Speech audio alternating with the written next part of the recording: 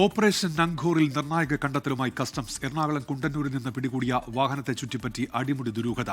അരുണാചൽ പ്രദേശിൽ വ്യാജവിലാസത്തിൽ വാഹനം രജിസ്റ്റർ ചെയ്തത് മലയാളി എന്നാണ് കണ്ടെത്തൽ. വ്യാജ മേൽവിലാസത്തിൽ വാഹനം കേരളത്തിലെത്തിച്ച മൂവാറ്റുപുഴ സ്വദേശി മാഹിൻ അൻസാരിക്കായി അന്വേഷണം ഊർജിതമാക്കി. കഴിഞ്ഞ ദിവസം കുണ്ടന്നൂരിലെ വർക്ക്ഷോപ്പിൽ വെച്ച് കസ്റ്റംസ് പിടികൂടിയ അസം സ്വദേശിയുടെ പേരിൽ അരുണാചൽ പ്രദേശിൽ രജിസ്റ്റർ ചെയ്ത ലാൻഡ് ക്രൂസർ ഫസ്റ്റ് ഓണർ വാഹനം അടിമുടി ദുരൂഹതയെന്ന് വ്യക്തമാക്കുകയാണ് കസ്റ്റംസ്. മൂവാറ്റുപുഴ സ്വദേശി മാഹിൻ അൻസാരിയാണ് വ്യാജ മേൽവിലാസത്തിൽ വാഹനം കേരളത്തിലെത്തിച്ചതെന്ന് കസ്റ്റംസ് വ്യക്തമാക്കി.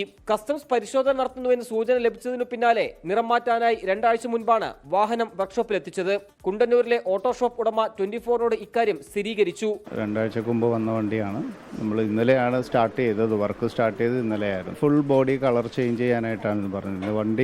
വണ്ടി കളർ വൈറ്റ് ആയിരുന്നു, അത് ബ്ലാക്കിലേക്ക് കളർ ചേഞ്ച് ചെയ്യാൻ പറഞ്ഞത്. കോയമ്പത്തൂർ സംഘവുമായുള്ള മാഹിൻ അൻസാരിയുടെ ബന്ധം അന്വേഷിക്കുകയാണ് കസ്റ്റംസ്. നടൻ അമിത് ചക്കാലക്കലിനും ഇടനിലക്കാരായി ബന്ധമുണ്ടെന്ന നിഗമനത്തിലാണ് കസ്റ്റംസ് ഉള്ളത്.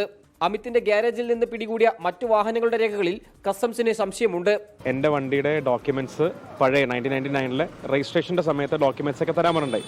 അപ്പൊ ഇന്നിപ്പോ അവിടെ നിന്ന് എനിക്ക് ഫോട്ടോ എടുത്ത് അയച്ചു തന്നു. അപ്പൊ വന്ന കിട്ടിയ ഉടനെ ആ എക്സൈറ്റ്മെന്റ് സാറിനൊന്ന് കാണിക്കാൻ വേണ്ടി വന്ന. പിടിച്ചെടുത്തതിൽ ഒരു വാഹനം മാത്രമാണ് തന്റേതെന്ന് അമിത് 24നോട്. കസ്റ്റംസ് പരിശോധനയ്ക്ക് പിന്നാലെ ഭൂട്ടാൻ വാഹനം കേരളത്തിൽ നിന്ന് കടത്താൻ ഉടമകൾ ശ്രമിക്കുന്നുവെന്ന വിവരത്തെ തുടർന്ന് സംസ്ഥാനത്തെ എല്ലാ ചെക്ക് പോസ്റ്റുകൾക്കും കസ്റ്റംസ് ജാഗ്രതാ നിർദ്ദേശം നൽകിയിരിക്കുകയാണ്. 24 കൊച്ചി.